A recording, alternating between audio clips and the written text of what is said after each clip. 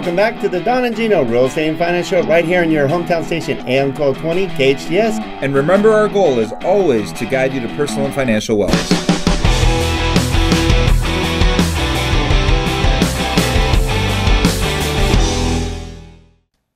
Well, we're so happy you joined us on the second half of the Don and Gino Real Estate and Finance Show right here on your hometown station, AM 1220 KHTS, with Don Gellion and Gino Franti for 6.5 years. We've enjoyed just being part of your Saturdays, 9 a.m. to 10 a.m. And we got a great second half of the show with one of our favorite guests. We do, but first I want to make sure to invite you to watch this live by check out our streaming video at donandgino.com. Not only can you check out the streaming video, but you could also check out lots of shows with our guests today, because we've done maybe a good 15, 20 shows, and each one of them is different and can give you a gem to help you with your aging parents.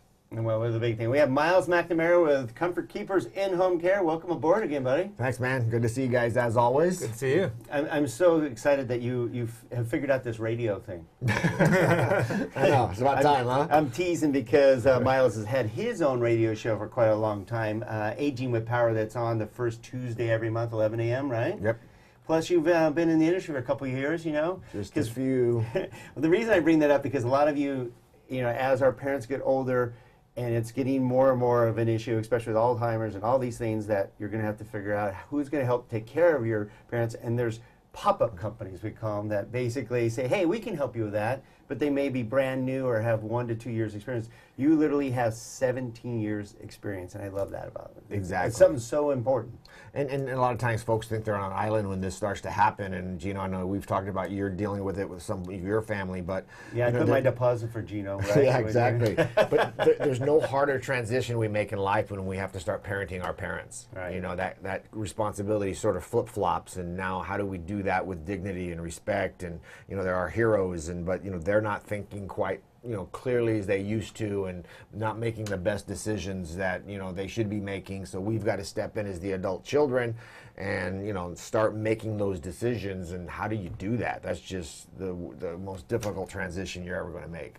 So to move forward, just so all of our listeners, all of you understand, kind of explain a real better idea of what you do, because there's confusion sometimes in home care, and then home health versus hospice versus palliative, assisted living, all kinds of. There's a lot of confusion in your industry. Right. And it's not something that people plan for as well as they should. So I think it almost hits them by surprise. Or know what's available. I mean, what you do to help out our parents is more than people even realize that you guys help them with. It's not just, here's meds or this or that. There's so much more that they need assistance with. Well, I can give you a real quick real life scenario. Myles helped me out when we had a situation in my family where someone had a stroke. Mild as it was or whatever it was. You go to the hospital and they're like, okay, they had a stroke, this and that. Here's your meds, and now you need to go home. But they're not walking.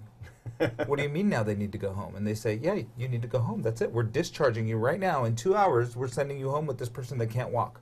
They walked yesterday, and now they don't walk today. How do I deal with that? Right. And that's where your company steps in. And that's where the birth of home care really came about 20-some years ago, is the need was people would be sent home. You'd be prescribed home health, which means a nurse will come and take the vitals, get you settled in, if there's wound care involved, what have you.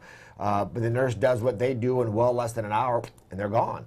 Same if for whatever reason our family members on hospice, they'll come in, they'll set it up, and then they're gone. And what was found is the seniors and the families needed more help with the non-medical aspects of activities of daily living. Who's going to, if there's an adult diaper involved, who's going to make sure they're eating properly? Who's going to make sure they're taking their medications on schedule? Who's going to make sure that they're being turned in the bed if that's a needed, event? So there were so many things that were an extended need. But home health, hospice, palliative care, what have you, they do what they were supposed to do, and then they're gone, and the family's like, well, wait, I gotta go back to work. Who's gonna watch mom while I'm at work? Well, and there's also the personal side of things. It's very personal, some of the stuff that they need assistance, and they have a hard time having their son or daughter assisting with that, where it's easier to have an outside person helping with showers or right. diapers. How awkward can that be if you're helping your mom in and out of the shower, right. and things like that. And again, that's one of our little slogans is, we'll be the caregiver, you be the adult child. Because a lot of times you see the adult children being the caregivers. You know, and so they're running around, and you know, and it's awkward, just like you said. You know, your heroes, your mom, your dad, you whatever. Now you're helping them in out of the shower. There's a modesty issue. There's embarrassment. There's an adult, you know, diaper incontinence issue. That you don't want to be doing that to with your mom or your dad. Or as simple as taking them to the store. Exactly. You know, so you really need that buffer, because a lot of times too, how often have we told our parents something very logical and they push back really hard, and a complete stranger, either a doctor or whoever, walk in and say the exact same thing. They're like, "That's a great idea." Like, I just read. Right, and that's just a very normal dynamic. You know, they've been our parents all their life. I talk about the tough transition of parenting your parents. We'll look at it from their side now. You know, and that's what you always have to do, is look at it from their side. They've always been the one in charge. They've been the parent. And now they've got their children who are coming in and telling them things, number one, they probably don't want to hear, don't want to admit. They're a very proud generation. They don't want to be a burden. And now all of a sudden they've got to give away that control and be no longer the parent. So it's a tough transition on both sides. What about the mediation side of it? A lot of it they don't want to hear. Right. And you guys got to step in and say, no, you need assistance here, or no, you can't, you shouldn't be driving, or you're going to need assistance with that, or yeah, your memory's slipping, whatever it is. They're not going to want to hear it from their and sometimes children. we have to, and I call it the circle of life, and again, it's, you know, always with compassion and dignity in mind, but sometimes with that circle of life, you know, you've got to look at when we were raising our kids and we have a 2-year-old toddler and they want to run out and play in the street and we say no. Well, are we going to, because they stomp their feet and pout and say, all right, go play in the street? Same with our parents. When they're having some cognitive issues and they're pushing back and they're not making the best decisions for themselves anymore, I get it all the time from the kids. Well, we need to do this, but mom won't agree to it. Okay, well, we have to talk about what we term as tough love. Just, you know, and as respectful and dignified as we can. Mom's not making the best decisions anymore. So, yeah, you can't say no to what's needed because mom or dad won't agree to it.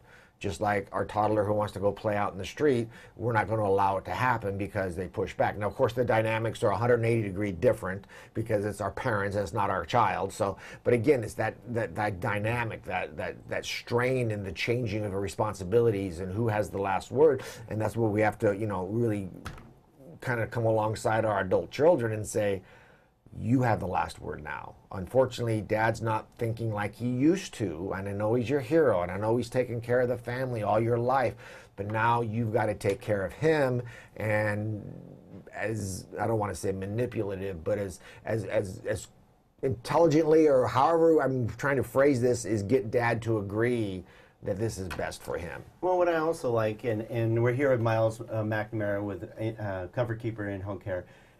You know, what's also nice is you've also helped, everybody that is always part of our show here goes, oh, I need to talk to you about something. But it's nice you also give, you know, you have 17 years experience, just like we know we're really good at our job because we have so much years experience. Being brand new, you don't know what to expect or how to handle things as well as you do after 17 years. So what's nice is I know you've also consulted a lot of people as some options for them, or how to potentially handle it, or how you guys can help them handle it. Am I right? Right, and the thing is, I'm not going to take all the credit. My way of running businesses all my life is always finding people smarter and knowing more than I do about things. So I've really put together a really great care team. I have, even though we're non-medical, both my care managers are nurses. People who've been caregivers or been in the situation all their life. So my team, who does really most of the day-to-day operations, I can't take credit for that. I can take credit for finding people smarter than me in the areas that we help with and put them in the right places, and then it all trickles down to our caregivers. I mean, the way we hire our caregivers and train our caregivers, and you're not going to get rich being a caregiver. You know, I wish they could make $100 an hour because that's the type of work and that's what they should deserve. But just the compassion and the heart of our caregivers and why they're in this profession, and it's not to become rich. It's because they have the heart of a caregiver. They want to help seniors, you know. So I mean, I've got, you know, almost 300 caregivers, and it's like, you know, just it amazes me just to watch them in action, you know, and then hear them talk about it. You know, they'll say it's like I have, you know, 17 grandparents, you know, as they work with our clients, you know, and that bond that develops between the caregivers and our clients, and there's a true caring that develops and a bond that, you know, when I see that happening between our clients and our caregivers, you just sit back and just go, that's pretty cool. You should see your face right now, and we're going to have to go to break here in a little bit, but I hope you all saw what I watched in your passion, and that's why you have such great people, just like Gino and I are proud of our team, is it starts from the top down, and you are compassionate about really being good at your job and helping the, you know, in a very difficult situation. I can watch it in your face, and I hope if you didn't see it, go to our YouTube video. It'll be up in a little bit by going to donnaandgino.com, but that was great stuff. And that's why your people are as good as they are, is your passion, compassion starts from the top down, and it rolls down to all these great people that are taking care of your parents. I mean, these are the most important people in your life, and it matters who's taking care of them. It's not always about saving a dollar here or there. They need to be trusted, and obviously you can. How can they get a hold of you, Myles? Well, we're right here locally. I have offices here in Santa Clarita and in Encino, but obviously here in Santa Clarita, I'm right over here on Lyons Avenue next to the infamous Doc's Inn. But, you know, you can go to seniorcaresantaclarita.com. That's my microsite, or just if that, you know, seniorcaresantaclarita.com, or just comfortkeepers.com will get you to us as well. Or, you know, locally, phone number 661-287-4200. All right. Well, I've been quiet for a little bit, but that's because I've been thinking about a lot of great things to ask Well, in the then you next have to segment. add next segment. I before know. That's why I kept it to myself. You did. Okay. We'll be right back with Myles McNamara with Comfort Keepers. In home care and the Donna Gino Real Estate and Finance Show. We'll be right back. This is good stuff.